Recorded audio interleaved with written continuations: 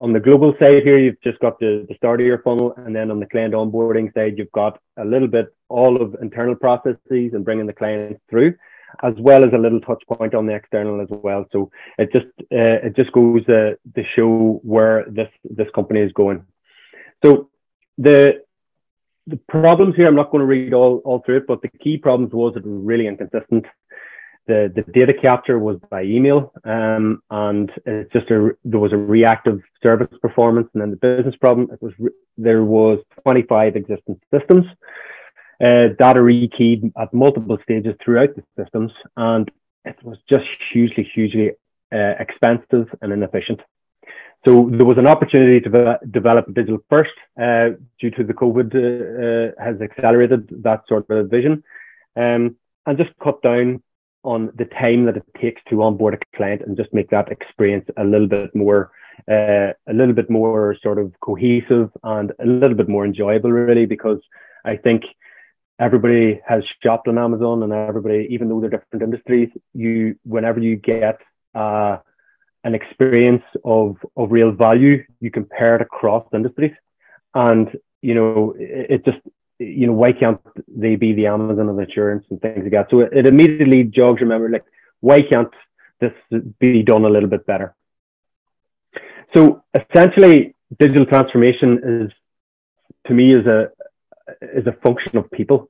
So the existing sort of process here was, at minimum, with 6 people, but at the same time, they were all jumping over each other and connecting to each other. So you can just see the sort of the messiness of the sort of communication here through the tiers. And finally, there's this little diagram here just shows the potential complexity of how extra lines of communications open once you add one more person to a team. And this was, for example, 6, there's 15 lines of communication. There was an example in the Discovery with 9, which is 36, and all the way up. So it just, and when you're communicating through email and Teams and things like that, it just gets so messy and so complex. So the vision overall was to create a best-in-class onboarding workflow management system, and just to try and alleviate some of the time constraints and the pressures that the clients were going under. So we undertook a discovery. So it was pretty expansive. So it was initial 2 interviews each with all the stakeholders throughout the whole funnel. I was involved with the user journeys, the personas, and the empathy maps. And then there was another group doing the business process management. So mapping all the processes. And my sort of take on the discovery process is, I like listening to Chris Voss. He used to be a negotiator for the FBI, but he says that negotiation isn't not an active battle, it's a process of discovery, and to trying to discover as much information as possible.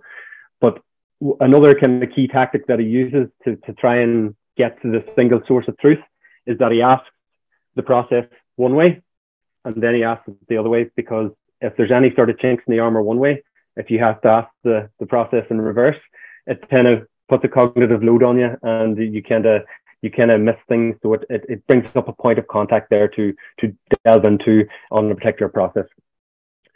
So I want to bring you through the empathy map that I did for each one of the discoveries. So one of the key aspects of the empathy map, you map what they say, think, feel, and what they do. And I did that over the various stakeholders over the course of the discovery. And to highlight a key point here of what happened, so on our first interview, the colleague said, we went through the business process mapping, and he says, updating client references could take to 1 to 1.5 hours. Perfect, no problem. But then on the second one, we kind of went back through the process as well. Realistically, I have to allow days for that. So even in your business process modeling, and you're putting in the times for your flows later on and your automation later on, well, the difference between days and 1 and 1.5 hours is huge. So there was a huge variance there, and how we had to dive in on, right, what is taking those days, and what is taken, if it takes 1.5, can we thin that out? And if it takes days, right, that can't happen either. And this is a sort of the overall sort of feedback that we got. throughout the onboarding experience. So they were saying this is a huge global company, but at the same time, a lot of data not pulled through, a lot of grey. It's an incredible air traffic control challenge for the process. They thought that, again, under huge amount of pressure, anxious, how could this be done better, confused, time-bound, overwhelmed. Everything is email driven, more research into the company, double checking things. So there was enormous waste of even person energy on trying to make sure that they were even doing the job right, never mind that they were getting the right process. So there was just a whole lot of ambiguity around that. And this was used extensively then within our prototyping. So the key insights that we got from that discovery and the empathy mapping and the user journeys is that from business and the user insights, there was joint insights. The things that the people are process of the digital transformation is that a singular process, reporting and accountability was a huge sort of a key win for us. And if we could get that through the process. So what does that look like? So what we initially sort of incorporated was an onboarding specialist that managed the different sections and reduced the overlapping sort of communications. There was a segmenting of now this is your turn, now this is your turn, now this is your turn, in terms of sequentialing and what's parallel tasks, what can be done in sequence, what can be done in parallel, what had to be done before whatever. So it was a huge information hierarchy challenge. And then this is the information hierarchy that we alluded to. So you go into your client, you put all your details, you put all the team and all the documents, and then the event is split up into different sections, which I will take you through. So an initial sort of dashboard of a list of clients. You click into it, you get that event, and within that event, you have all the documents and all the teams and all the data. So it brings you down through all the tasks one by one, and each person is assigned to that particular task, and they're notified through their system, okay, now you have 3 days to get this done. And just to give you an idea of what a particular task would be for an onboarding, this is one of the smaller ones. So there's about 40 different tasks there. And in the existing sort of process, if you've got 40 tasks and you've got 7 or 8 people, and everything's been done by email, you can soon see how cumulative all those email threads and data can be lost. And the search function in Outlook was the most sort of used function. And before this, people were even hacking together their own Teams groups to try and get that. And that was a major sign of that you need to pull people into little tribes and try to get this process done a little bit better. And then finally, the actual task. So if you were assigned a task, there would be a to and a from date, who's assigned, a description, what you needed uploaded, what you needed data input, is it data input, is it document approval, all those different types of scenarios. So that was the sort of the overall impact of what we wanted to do. And again, to re-emphasize, we wanted it consistent, single data transparency. And then from a user point of view, the functional need, it informs, organizes, saves times, and reduces risk as a functional need. And then on emotional need, it just reduces the whole anxiety, because you know where you come, you know where you need to get this done by, you know who's assigned, you've got all the details there, you're not searching, and everybody's aligned in one sort of roadmap to get this onboarding done. And some of the business figures based on a very conservative 3-year run rate. If new clients were improved by 1%, it's 1.5 million. Another 1% extra on a product upsell, it was 4.5. And if we had a 1% extra on product renewal, it's 5 million. And the total projected savings after recurring ops, tax and business is 14.5. So those are conservative over 3 years, because this thing, you need to ramp up. So that's the estimates, the very conservative estimates on what the business advantage of those processes would be. So moving on now to the global .com. Initially, the global website it's just fragmented. You had a global website, but with any sort of business sort of org structure, you have divisions, and those divisions can be by geography. So if you had a pretty big company and they're making a lot of money for the business, they've got their own P&L, profit and loss. So they kind of go sideways on their own, and they tend to try and run things on their own. So it just the content gets fragmented. There's consistency issues. There's other little technical things that they couldn't differentiate between clients and staff, because both used the website to log in. And no subscriptions, inconsistent content strategy. So we just needed to make everything a little bit more consistent, transparent, get a content strategy to aid the content strategy, and just try to make an efficiency and an accuracy on the sales funnel, so that you can accurately guesstimate where you need to improve and where you segment. So the current state was global.com, global info products, and the same with regional, but some regions were connected to the .com, and then some regions were fragmented out on their own. So they were doing their own thing. So there you've got a fragmented and sort of just a gray sort of sales funnel where you can't measure everything, and there's an inconsistency. Where the new state, we have separate staff and client logins off the global.com. You've got global products, insights, subscriptions added in here, and global services. But then whenever you go into your country, you've got regional project, specific regional products, specific regional services, and some regional insights. So you get a more upfront sort of sales funnel where you go from awareness right into purchase. But however, whenever you get into purchase, you're going to onboard. Then you've got upsales from your onboarding. And then in an ideal circumstance, you've got advocacy where your clients are actually saying, look, this company has been doing great. They're really easy to deal with, and I would recommend you using their products and services. So it just makes sense by controlling that whole experience, measuring that whole experience it just leads to better customer experience. So some of the things that we did on research and what we're doing in new. So this is the existing sort of wireframe of the existing site. So again, content not really sort of updated regularly.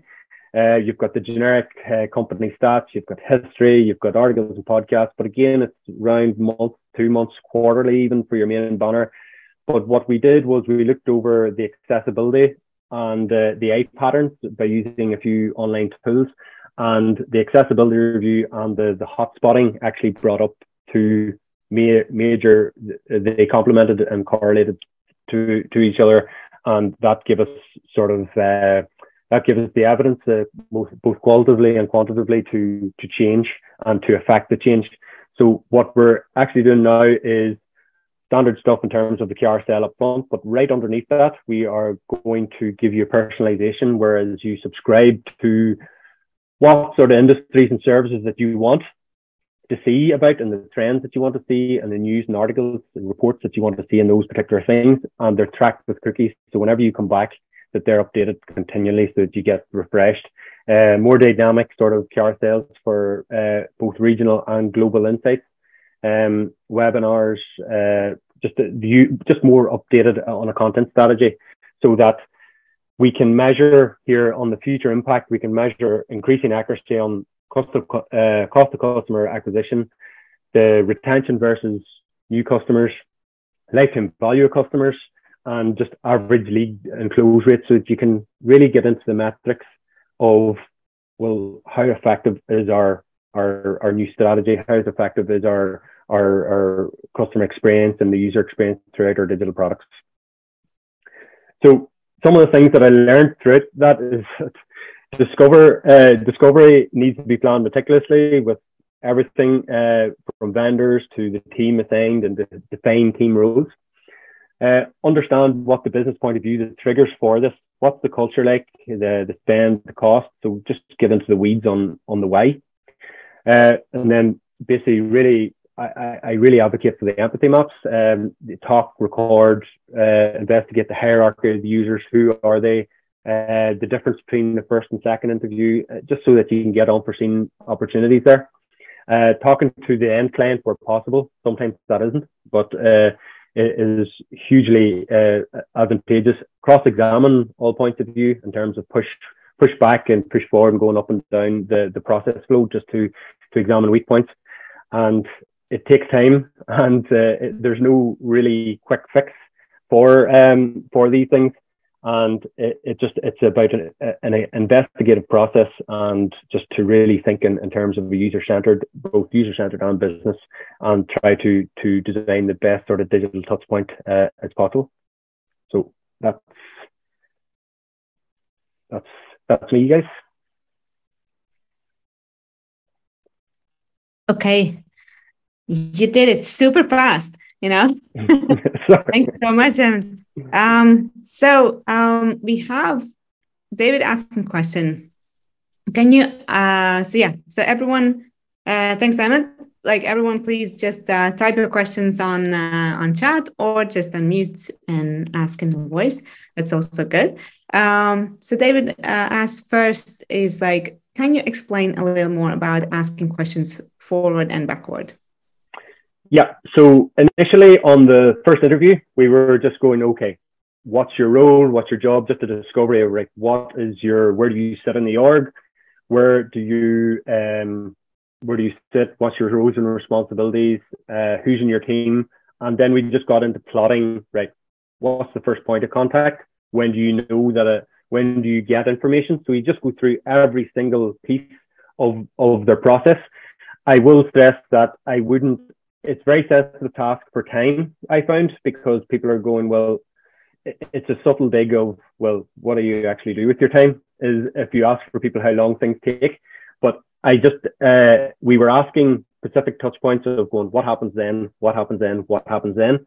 And then a week later, we mapped all those out, and we mapped them all out in a diagram. And then we had another discovery talk where we went through it this way, the front to back, or the normal way, and then we actually went back through it the other way. So does this happen then? Does this happen then? Does this happen then? So you're just going through their points, and the amount of changes was crazy. Compared in 1 week, from what they thought was the process, they got it sent after a few days, to they got looking at it, and then they're going, no, actually this happens, and this happens. Because what we find is that people tend to just, like the guy that says it takes 1.5 hours, that was the SLA. So they usually go for their service level agreement of what they're meant to do it by, but what the service SLA says and how they do it, depending on the complexity of the system, changes. So you just bring people through it and back through it bit by bit, by mapping it out, sending it to them, and then going over it again. Okay. Does that answer your question?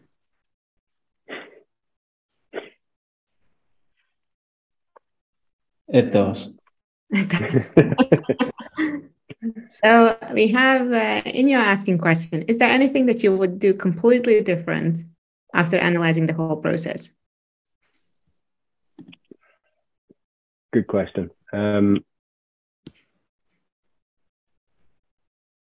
I think what we would do is get a third call if possible, an extra call, just to really flesh out, because in some of the processes there was up on 50 or 55 steps, and to even do that in an hour or two is quite sort of time constraint.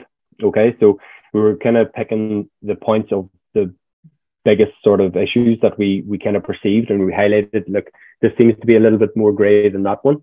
And depending on how many systems or many other people that they depend on, sending things off to legal and coming back, I would probably ask for a third session, just to really delve deeper on some of the things that we didn't have time to really flesh out, but we were still 75-80% there. And as you can see from some of the empathy maps, there was some pretty obvious sort of solutions straight away. But yeah, probably an extra session to really sort of explore some of the ideas that they potentially had, and just get their thoughts on how they would fix it, would be my answer. Okay, so more time. More time, yeah. Luxury of any research, right? Yeah. Okay. So Stefan is asking, if you look at the past and future situation, 2 slides on that. So you had, in both situations, it seems there's a lot more steps, phases, and content and elements on site. Feels counterintuitive. What is your take on that? Sorry, could you repeat that, please? So you can also take a look. So Stefan asks in chat. So Stefan, maybe do you want to just unmute and ask yourself? It was a long question, but a couple of slides back, you showed, for example, the website in the past state and future state. It sounds looks like there's a lot more elements to it. Sounds a little bit counterintuitive. Usually it's less is more or less is better. What's your take or view, or what was the? We didn't get an awful lot of client feedback, but what we realized was that we did a bit of competitor analysis on the busy sites, basically, on content generation, and those guys, the consultancies that really put out a lot of content, and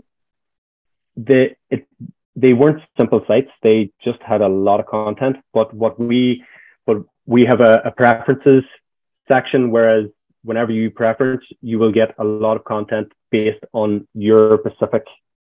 And with the risk managers and potential people that could be looking on the site, they don't want sparse websites. They want content. And I suppose I only shown you a wireframe.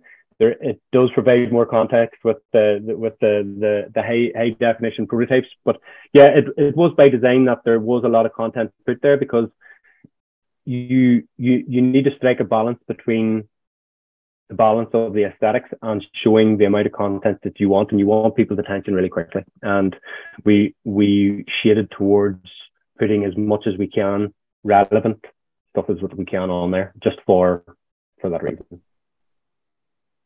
Okay, great.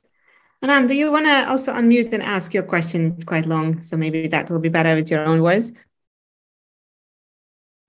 Yeah, sure. Thank you, Emmet. So it's interesting because I used to actually work in insurance before. You can see such legacy systems, and yeah, it's a whole slow process depending on the type of company, because now we've got insurtech, so we've got a bit of different culture and stuff. Yeah. So just curious, I guess you might have worked with a specific group of these insurance companies, so less about the B2C side, more about the B2B side. But just in general, like, is the website and just the whole experience tailored specifically to brokers, or is it also for individual policyholders? And how would you get that kind of balance if you had to cater for two? It's really difficult. We are mainly B2B based, because that's the nature of the business, and that was the direction that they went. What we were trying to get involved in terms of the UX is really big, nicely written and copyrighted headlines that was in those specific areas, just to try and get that content strategy in terms of that this is going to catch the eye really quickly. But we also, what I didn't mention, there was a big subscription aspect of it as well, so that we can get these guys through the funnel, so that we can really target who we want. We're at the start of the story where we're trying to filter everything down, but we're trying to figure out, and we're trying to get to a stage where that we know who to target really quickly. So we're at the start of that journey at the minute, and there's going to be a bit of trial and error at the minute, because none of the competitors what we've seen are doing it to the standard that we are looking to do it. Now, will we get there? I don't know, but we're at the test. We're at the really, really beginnings of that journey, and it's there's going to be a lot of trial and error there. Okay, thanks. And then we have a question from Amina. So, what was the most challenging aspect of the empathy mapping process for this project? It wasn't too challenging, if I'm honest, because when the clients themselves, or the people that we were interviewing, they really were looking help. so whenever we were saying, look, we want to see what your process is and see where, because we want to build something that will help you. There was only about 80 or 90% of them. They were very, very, very forthcoming in information, what they thought, you know, and how they were doing things, and little hacks like team channels. They were hacking together things themselves organically to try and help themselves through the process. So it wasn't a challenge at all, thankfully. They were really, really open and reciprocal to showing us their challenges, their day-to-day lives, in order to achieve or design a platform that will help them in their daily lives, working lives anyway. They were really open. When we got into the specifics of asking for time, that got a little bit more grey, because again, nobody really likes to be asked what they do with their time in a working day. But in terms of showing us what they do, how they did it, and even offering us advice of like, why can't it be like this? They were really, really open, and it made the experience an awful lot easier, shall we say. There was other issues outside empathy mapping, but the empathy mapping itself, thankfully, was relatively straightforward. And how about the syndicating the data from this research and actually getting to the insights that you could action afterwards? So how was that process? Imagine if you have open stakeholders who are sharing a lot of information, you have a lot of insights. So there might be also some conflicting opinions. So how did you deal with that? Well, because there were vast sort of, we interviewed two groups in each section. So the legal, the different divisions, and they were relatively consistent. The only thing that didn't consist is that the managers thought it was being done quicker, and the guys who was actually doing the work was telling us that it's not being done at that. And we really just sort of went, look, well, the guys on the ground that are dealing with the clients and dealing with the onboarding are saying this doesn't happen because, and it was just a sort of a truth session and an honesty session of going, look, this is what's happening. The onboarding experience is taking X amount. This is why. And if you calculate up those, say, 8 to 12 people saying roughly the same time limit, then it's fairly accurate. You can't really dispute it too much. You know, so if they're in the same area and they're saying, look, it takes 2 hours, if I got all the data, but I'm not getting the data for a few weeks, then you just have to keep asking why, and then it eventually goes, oh well, this happens and this happens. So you know, one of the massive things that we got out of this is really assigning roles, responsibilities, and accountabilities. What are you responsible for, and then giving the timeline for that. And that's one of the main sort of methods of driving efficiencies. Is what we're doing is that you will be assigned a role, and you have X amount of days to do it. If you can't achieve it, then you are either you flag it straight away and you're asked why, and then it's the troubleshooting. So it's a really accountable thing. You have to flag that you can't do it. Why? So it's just, so the whole system will hopefully evolve even further. Okay, it's almost like an alignment and buy-in mechanisms. Yeah. Okay. We have a question also from Olga, and Olga asked about the web accessibility, and do you think the company is taking this into account? It is in front of center of what we're doing in the new website. We did an accessibility review on the site, and there is the majority of thing is image alt tags and things like that. So look, it is something that we have looked at, and it is just being discussed and being factored in to the new design. Okay, awesome. And we have a couple of questions as well from David. So you said the onboarding was driven by emails. Was there no automation in place? No. There was legacy systems internally. Email, can you put this on X system? yes, okay, they go into X system, and then it was passed on to the other person who had to go into that previous system to get the details to put into the other system. So there was a lot of there is a huge sort of plumbing and logistics project underneath the actual design to tie together all those legacy systems that were stacked on top of each other, and they are essential, but they need to be centralized now for this, because there was a lot of searching for information was one of the key sort of tent poles that people really both they were passing emails with all the details, and then they were cross-referencing that email with the online system. Was it copied and pasted? Was it fat fingered into the email? You just didn't know. So there was always an anxiety of where the information was getting. Was it accurate? And do I have to cross-reference it and check it at every stage? Quite a bit of manual work, huh? Yeah, just a bit. And then also the question from David, maybe I will paraphrase, but David, you correct me if I'm wrong. So basically the question is like, where was the negative engagement prompt coming from? Was that internal, external? How did that work? For the actual overall project? Yes, yeah. You see David is basically the time that it took, and obviously I assume the time that it took to onboard was just an expense that it took to onboard a client, and I still think COVID was a massive.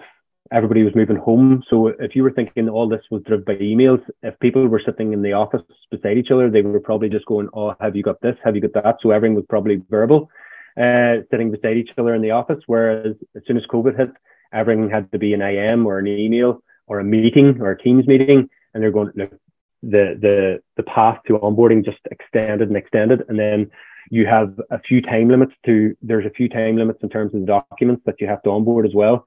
In terms of they run out, and if you don't run out, you're fined or things like that. So obviously, I think it was both business process, fines, and just an overall look. This has to change. It's archaic, really, and I think that's a combination of a lot of things. And money is the cost of it was a key primary from my reading was the key factors. And you were mentioning that you're gonna kind of measure, so the time was the trigger. Will you measure the time? I know that now you have like as a future impact, or let's say, how do you know that this will be successful? Is the cost of acquisition, customer retention versus new customer cost, lifetime value, NPS? How do you look at that onboarding time as a measurement? So depending on the industry or depending on the service of what they get, there's going to be an SLA of time. And then for all those tasks, it's just going to be like, you have X amount of days to complete this. And each task is going to be assigned X amount of days or hours or whatever it is. And some of them is going to be automated now. And that's all going to be fed into a dashboard on, right, which task is continually missing, which task is actually ahead of schedule. It's going to be a complete forensic breakdown on each task, each event, each onboarding, in industry, in region. It's going to be forensically broken down to see what are things that are actually working well and what things are not. And then they're going to be tackled as an iterative process going forward. Okay. And as I understand it correctly, it's still to be implemented, right? It's still to... We are in the middle of building it at present, yeah, and testing it. Okay, and then how does that look like? And tell us a little bit about that. Like, is it according to the plan? Is the roadmap? Yeah. Yeah, to date, it is going to plan. The new role of the client onboarding specialist are in place, and they're being used to kind of test and what do you see here. So there's going to be some basic usability tests on them, on prototypes and early prototypes for them. We are also going to show a select few people that we interviewed, what do you think of it, and bring them through overall look and feel, some basic and general usability testing, just to record what their initial reactions is, and QA and performances and things like that. So yes, it is going to plan at the minute, but it's a big project, and we're at the beginning of the journey. Okay. Well, I think people here would love to hear or see some outcomes. If you can share when you are live, that would be fantastic. I think to see outcomes of that. Do we have any other questions from the audience? All good. Okay. Well, Emmet, big thanks for coming and talking to us. Really appreciate that you're spending time with us, and I assume that you're open for LinkedIn connections and any questions and follow-ups. So I will just do the brave thing and say, connect with Emmet on on LinkedIn, ask questions, and yeah, again, thank you, and thanks everyone for joining and listening in, and see you to our next talks in a month's time approximately.